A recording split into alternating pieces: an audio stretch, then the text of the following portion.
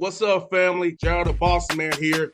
You're tuned into the Bossman Show on AM 1010, AM 1430, 1055 The King.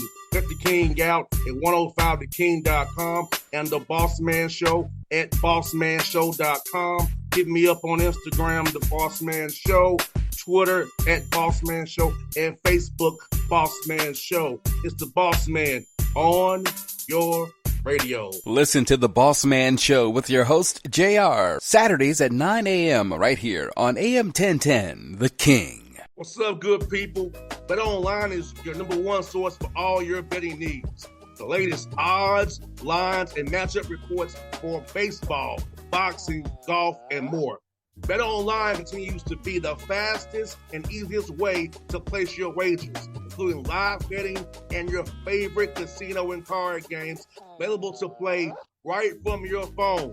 Head to the website or use your mobile device to sign up today and get in on the action. Remember to use your promo code BELIEVE, B-L-E-A-V, for your 50% welcome bonus on your first deposit. BetOnline, where the game starts. BS3 Network, changing the way you watch TV.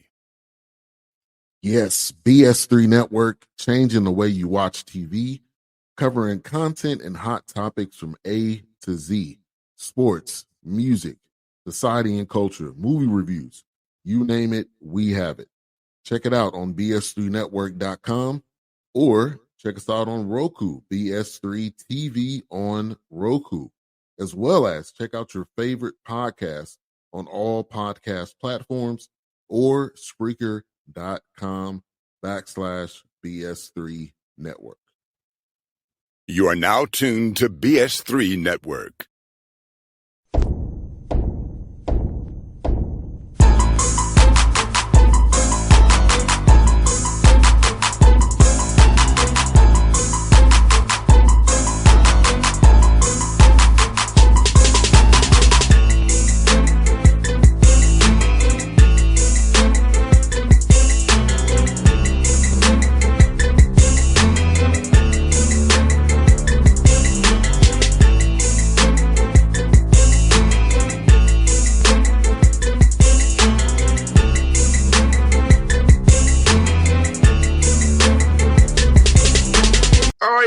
Back on the Bossman Show, a friend of the show, Coach Johnny Tower, the St. Thomas Tommies, doing great things out of Summit League. Coach, how you doing today up there in Minneapolis, man? St. Paul area, man. Hey, we're doing great. Good to see you, my friend. I love being back on your show. Respect what you do. And hey, life's beautiful. Mid-January, it's about 3 degrees outside, and living the dream. I hear that, Coach. You can't complain, man. Coach, you're doing great things with your team, man. 14-5, 8-0 at home, 4-0 in conference play, the Summer League. So, Coach, what's been the key for your season this year? Started off 14-5, defending the home court, man. So, what's kind of been the key for you guys this year, Coach? Yeah, thank you. Appreciate the kind words. It's been a fun season. You know, we jumped from D3 to D1 3.5 years ago, and so this is our 4th year in Division I. We went from 10 wins to 19 wins to 20 wins the first 3 years, and feel like we're just continuing to progress. You know, I'm really proud of our guys, the way the veterans have developed, and they're leading us. We got some guys who've been with us 3 and 4 years now in Division I. We've also got a good crew of young guys. We got 9 freshmen, 5 true freshmen, and 4 redshirt freshmen. So we're kind of in this interesting phase of like getting those guys worked in, but you know, I think just our culture has been really, really strong, making this jump from Division III to Division I. It's a unique story, as you know, and we're led by Drake Dobbs, a point guard who, local kid. He started the last 2 years for us. Kendall Blue started the last 3 years, and so those are 2 of our veterans who are doing a phenomenal job leading us. And then we got another Division III transfer, Miles Barnstable, who's leading us in scoring. Actually, he came from Wisconsin Whitewater, so. Those 3 guys, we've had a lot of guys do tremendous work, but, you know, when I look at being 14-5 early in the year and the conference is still, you know, just in its infancy, but love coaching this group. It's a fun story. If you haven't watched us, we play up tempo. We're scoring 86 points a game, and got a lot of guys who can pass and shoot. Coach, of course, I watch your ESPN Plus, Coach. I'm watching you, Coach. I got to make sure see what you guys are doing, man. I keep an eye on you, Coach. And I'll tell you what, man. most people who transition aren't successful as you all are. So, Coach, what's been the key to you all's success here, your D1 transition process? Because I feel like a lot of times going from D2 to D1 is hard for schools, but you went D3 to D1, and you've been had some success here since you've been doing this. Look here, year 4 here, 14-5. Well, it's been a wild journey. I mean, I coached Division III basketball for 21 years. Loved it. We made this jump, and this is where I played. So this is a school that's very near and dear to my heart. And we didn't know how it was going to go. I talked to a lot of D2 coaches around the country who had made the jump, but nobody knew the D3 to D1 jump. And I think the first thing we did in year 1 was really double down on our culture. And we said, we're not going to necessarily, we brought in a few transfers, we had to, but we started the same 5 kids in year 1. 6 months earlier, they were playing Division III basketball. And so I think that was a big part of it. That first year, we won 10 games. Every time we won a game, it was like winning the Super Bowl. But those kids understood our culture and our values. And so I think that part, we emphasize that, frankly, more than winning. And winning, I think, has been a byproduct in these following years. But I'm so grateful. Those guys that first year, those 9 guys who made the jump from D3 to D1, they were so tough and fearless and really passed on our culture. And now we've got guys like Ben Now and Ryan Dufault who are in their 4th year with us in Division I, but they actually learned from those Division III guys in that first season. So I think that's been a big part of it. Our style, I think we're really comfortable how we play. We shoot a lot of threes. We got skilled, smart guys who play tough. I mean, you see up my wall behind me, unselfish, smart, skilled, tough. That's what we try to pride ourselves on. And our guys are just, they play with a lot of competitive joy. So if you watch us play, it's a little different. We're not the biggest team in the country. We struggle rebounding some-wise, but our guys play really hard and really together. And, Coach, with me being 5'11", I could play for you because I was about shooting threes and hustling and playing above my height. So, like I said, Coach, the way you play is near to my heart. I know how I fit in your system. And I love what you guys do, how hard you guys play. And because I feel like this, Coach, like you said, process everything, Coach. That process, like winning will come if the process is right. Having the right habits every day, you'll eventually crack and get those W's. That's why my father instilled in us when we played for him was your habits, the process, not so much win losses, but it'll come if you do it the right way. Hey, you might be a power forward for us. You'll laugh. We got a 5'10". He used to be a walk-on. He's not anymore. Ryan Dufault. He's our backup point guard. We have him on the inside of some free throws because he's such a good rebounder. And it's like, we don't have a bunch of huge guys. So it's like, hey, let's figure out who goes to get the ball. So you might be on the inside on free throw rebounds if you were playing for us. I was, Coach, even if I was, because I got that football bill still. So I'm on the basketball court. I said that football broad, and so I would be on the inside for you, no doubt, Coach. And Coach, man, like you mentioned, your 3-point shooter, Coach, 40%, man, from 3. That's so important to shoot that well from 3. That spacing, making defenses be stressed and spread them out. Talk about how key that is to what you do, that being playing fast, but also spreading the guys out the space and 40% from 3. That's amazing. Well, it's interesting because we've always shot a lot of threes. We take close to 30 a game. But what's interesting is we're also one of the leading 2-point shooting teams in the country. I think we're top 30 in the country in threes, twos, and free throw percentage. So we're really fortunate to have a lot of guys. They're gym rats. They can shoot it at different levels. My associate head coach, Mike Maker, who runs our offense, he's the guy that coached Duncan Robinson at Williams College when Duncan was a Division III shooter.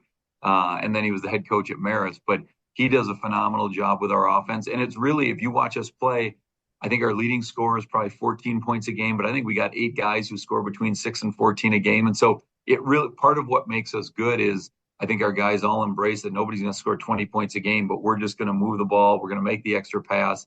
And I think our depth allows us to play really, really hard, not just on defense, but also on offense, which shows up in, I think, our 2-point numbers and getting to the basket, getting to the free throw line. No doubt, Coach. And like I see, man, hey, Coach, I'm asking you, how did you use that break that you had in December, kind of rest and reset your guys? Because we have players that have depth that you have. You want to keep guys fresh. So how about that week you had off to kind of refocus yourself and the staff, kind of self-scout and get guys rest and get them ready for this run you're on right now? Yeah, it's interesting you say that because, we had final exams. So we were playing really well. I think we had won 5 straight games. And then we had final exams and went to Bowling Green like the day we finished finals. And we had a good game there, good road win. And then we came back, but we only had about 3 days off. And then we came back and we were going to Cal Riverside. So we actually, the break, I think it prepared us well for conference. We ended up losing. So we've won 10 of our last 11. The one we lost was at Cal Riverside in overtime. It was a wild game, great game. They're really good, well coached.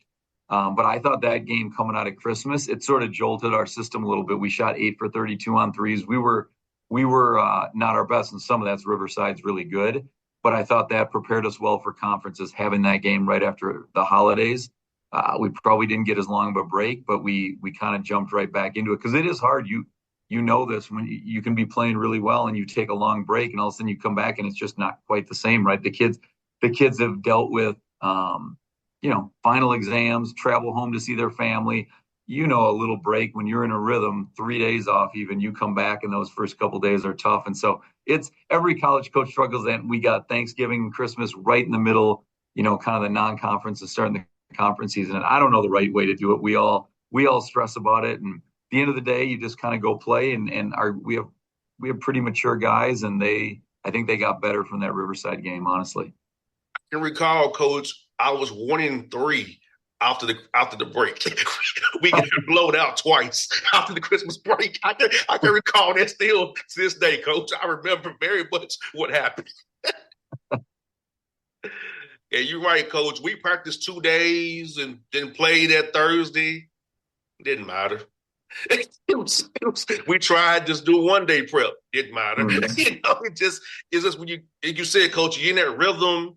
You go home, you come back, and it's just you got to get it back again. It's going to take a couple of days. You just know that, and you try to do it in a way that's not going to get guys injured. You want them to have time with their family. You want them to de-stress after final exam. So it's a lot when you think about it. And with 9 freshmen, you start thinking about all that they have been to for 4 months, and we wanted them to have a little time, but it's like there's not. You jump back in, and then we started the conference season at North Dakota State, at North Dakota, home against South Dakota State, South Dakota. So 4 of the better teams in our league, and we're fortunate to be 4-0 right now. But those were games that you put a big emphasis on, and you also know coming out of the holidays, every team's struggling with it, and you're just trying to get little winning edges anywhere you can. You try to get a couple points here or there because a lot of conference games are going to come down to that last possession or two. And Coach, in your non-conference schedule, you had a lot of great games on the schedule, close games. And you and I both know you can't really replicate that and practice the right way unless you have the pressure of referees and other color jerseys. So how good was it to get your guys' experience in close games, executing late, and come out on the right side of those things most of the time? And now as you get in conference play, they've had that experience before. It's not going to be new to them now. Yeah, it was huge. Last year we graduated several seniors, 6 seniors, but 3 of them are starting front court. Raheem Anthony, who was an all-conference player, Parker Bjorklund was an all-conference player, and Brooks Allen, who was like our glue guy and leader. And all 3 of them started as Division III players. So they were sort of the end of that era of guys who had helped usher us in from D3 to D1.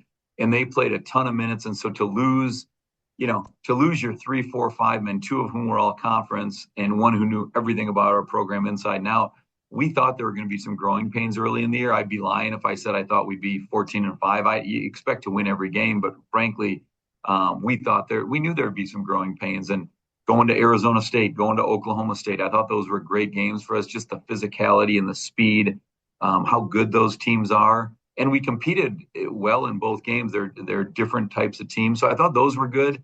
We went to and we live on the road. You know how it is in mid-major basketball. And so we went to Milwaukee. We were in an MT there and played close game with Milwaukee, close game with Wofford, and played Portland State and played really well that day. So there were, if I were to tell you the first month of November, we were 4-4 at one point, and I really felt I wasn't unhappy with our record. We'd played a tough schedule.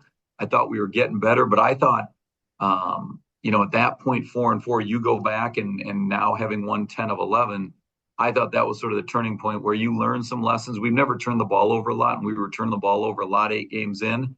Our stats guy the other day said in the month of December, we had the fewest turnovers in the whole country in Division I. And so our young guys, I think, have really learned. And like you said, you can't just learn that from practice or scrimmaging. Like there's something about games and being on TV and stat sheets at the end of it. And that stuff doesn't lie. And all of a sudden the consequences are a little bit different. So I'm really proud of how our guys have, I think, taken the lessons from those first 8 games, primarily games on the road, and really put those into action now the last 11 games with a really nice stretch here. And yeah, value in the ball is everything, Coach. You and I both know that, man. You only have 10 turnovers a game, which is great. It just because you just don't want to have them live ball turnovers. That's the one that would make my dad and go crazy. It was a live ball turnovers, man. Like you don't want to have those, but limiting that, taking care of the ball, you have a chance to set your defense and actually just control the pace your way by giving them easy run outs. And you don't want that, of course. You got it. On my other wall right up there, you can't see it. It says value the ball, value your teammates. So all 4 walls have things that are, when you coach as long as I have, you accumulate a bunch of different sayings that our players start getting tired of. But that is one that, if you don't value the ball here, you're just not going to play. People always ask us why we turn the ball over so rarely. We try to recruit smart players who are tough and skilled. And then we try to play the ones who are taking care of the ball. And our guys have done a really, really good job of that month of December and January. I think Coach Tower, the young guys sometimes try to do too much. Whether it's make the simple read. The read is there. Just read it, but they think too much and they want to just, make a play. But when you got guys who are secure there in their games and within the system, they just make the simple read and just go with the flow and not try to do too much outside of the system and the read. No question. I think, and young players, and it's understandable, right? As part of what we're trying to do as coaches is educate young people to make good decisions. Well, most of them were the best player on their high school team growing up. And so they probably were asked to make some risky plays and they had to do a little bit more. And all of a sudden you get to college, you look around, there's 15 other guys and every one of them was the best player in his high school team. Well, you don't have to take those same risks. So I think you're spot on that the risk reward analysis and getting young players to understand that a lot of times less is more and just making the simple play. Coach Maker calls it cheese pizza and vanilla ice cream. He's like, that's how I want us to play. Cheese pizza, vanilla ice cream. I don't want supreme pizza with all the toppings. I don't want all the flavors of ice cream. Just do the simple thing over and over and over again. And the players that embrace that, they don't look at that as boring. They look at that as aspiring to excellence. I think those are the guys that, whether it's making the jump from high school to college to the professional level, you see it every day in the NBA like that. Those are the guys that do well in the NBA, the ones that just repeatedly are doing the same thing the right way day after day after day.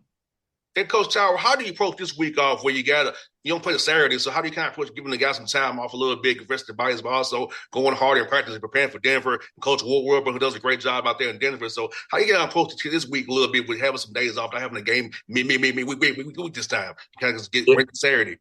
And it is the way the Summit League lines up. We get 2 of these opportunities where you just get a little bit longer stretch. So we were off on Sunday. We'll practice today and tomorrow and go pretty hard. Wednesday we'll be off, and then Thursday we'll get going with Denver. So it's nice to have a couple days, self-scout, really get back to the basics, right? I've got a long list of things, probably a dozen things that there's been a little slippage. And so we got to tighten those up. Some of it's just reminders, right? Depending on who you've been playing, you may have gotten away from your core in terms of whether it's offense or defense. And so I'm excited for today and tomorrow in practice to just really focus on us. And then, Denver's coming in on Saturday night. We've got a great home crowd, so it should be a lot of fun. And Jeff always does a tremendous job with his team. So this week is a good one for learning. And then, that doesn't happen again for probably a month. So we got to make the most of it. It's funny, Coach, looking at your conference, seeing Coach Joe Esposito. I was in his basketball camp as a 4-year-old, Coach. You went to Coach Joe. I've known Joe since he was with Tubby Smith at Minnesota. Yes. Kansas City is picked preseason number 1. They're picked to win our conference. They've got an incredibly talented roster. Marvin does an unbelievable job and just he's been such a good addition to the conference. So yeah, Kansas City is they're the real deal. They got probably 6 or 7 guys who can go off for 20, 25 points any night. Coach, I remember I have 2 medals, Coach Miss Camp. Free throws and knockout champion. I have Coach. So where was that? Where was Coach's camp? At Tennessee State when he was with Coach Allen. Okay.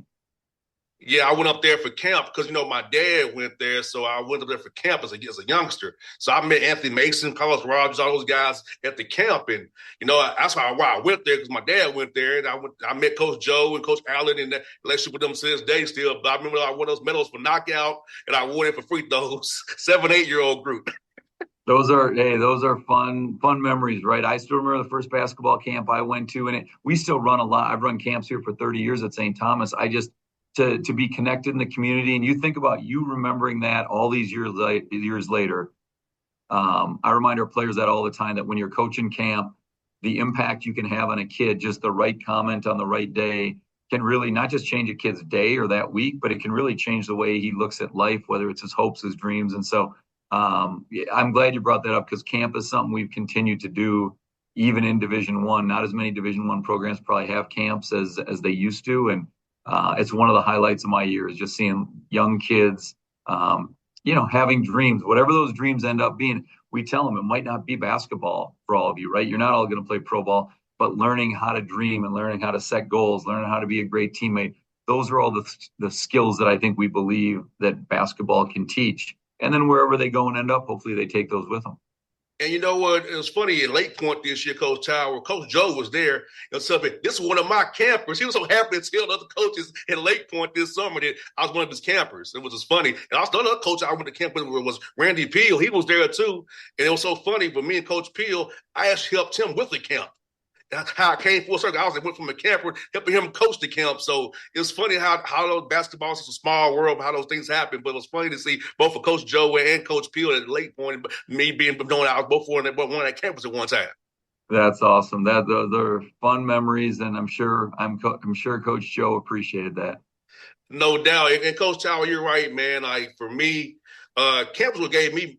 I went to Hawks camp too, different NBA camps. It's like my dad kept me in camp all super long, and that's what helped me get better. But I just love that being around coaches who, like you said, poured into us young kids. You know, want us to be better like yourself. So I feel like having camp is very important. I hate that more schools don't do it, but it helps the children out. It gives them something to look forward to. It gives them the idea of going to a college. This is what college can be and give me a degree, so we can look at it that way too. But I wish more schools would do it rather than make it about money or time. Let's really do it to pour it back into their communities. Yeah, we just had a camper night on Saturday after a game against South Dakota. So all our players stayed. They signed autographs and the posters for the kids, and there was a line, hundreds of kids along. Those to me are fun nights, because it really represents, we all want to win, but you start thinking about communities. And if we can get kids to camp in the summer and they think about going to college, they come watch our games.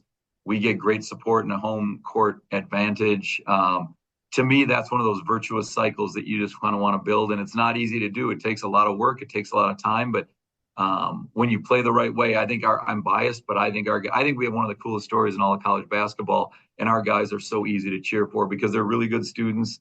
We had a 3.2 GPA in the fall. 6 of our 16 guys are on the dean's list, 3.5 or higher. And so my boss, Phil Eston, who's been remarkable in kind of leading us through this journey from D3 to D1. He came from Penn State, but he's a St. Thomas alum. And he talks a lot about comprehensive excellence with our athletes. And so that's competition in the classroom, in the community, and then your character, the 4 C's. And so that's something that is really important to us. And I think our players embrace it. They understand they're coming here not just to play basketball, but to get a great education and to be a member of the community where we're going to build and enhance everything around us.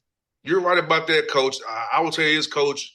If it wasn't for sports, I don't know if I would went to college, but I'm thankful for all you guys who poured into me to make me want to do that. So, and I'm using my degree now. My degree's in business. I'm using it right now to have my own radio show. So it's doing, I think the college thing was good for me, Coach. That's really cool. No, I've always enjoyed being on your show. Your energy, your joy for life and for sports and people, it's contagious. And that's, at the end of the day, that's part of why all of us get into this, I hope, right, is yeah, we all want to win championships and compete for the, whatever level you're at, compete at the highest level. But the relationships, the people, the stories, and just the growth that you see kids have, right, at every single level. It's certainly, sports can be a part of something bigger, and when done well, I think the power of them, the impact is remarkable. No doubt. Well, Coach Tower, I was going to have you on the show, Coach. You've been on the show 5 times now, Coach. So it's been great to have you on for the 5th time, man. It's always I love talking to you. I hope I'll see you again at Lake Point this summer, and maybe I'll see you when you're in town with the Hawks here coming up next week. Hopefully so, Coach. Look forward to it, man. Thank you. Appreciate it.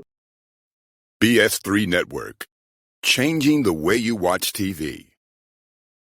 Yes, BS3 Network, changing the way you watch TV.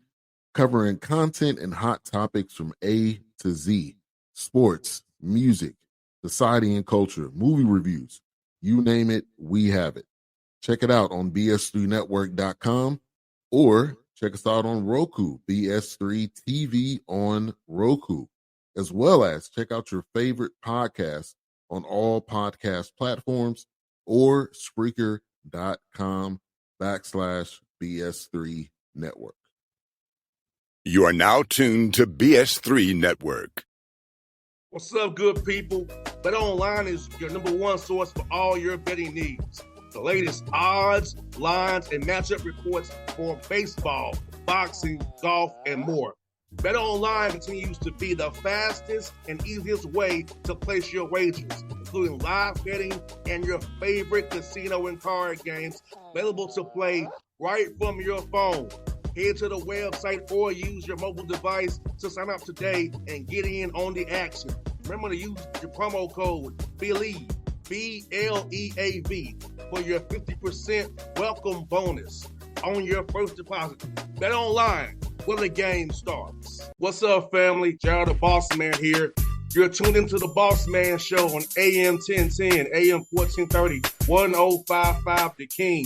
Check The King out at 105theking.com and the Bossman Show at bossmanshow.com. Hit me up on Instagram, The Bossman Show, Twitter at Bossman Show, and Facebook, Bossman Show. It's the Bossman on your radio. Listen to the Bossman Show with your host, JR, Saturdays at 9 a.m. right here on AM 1010, The King.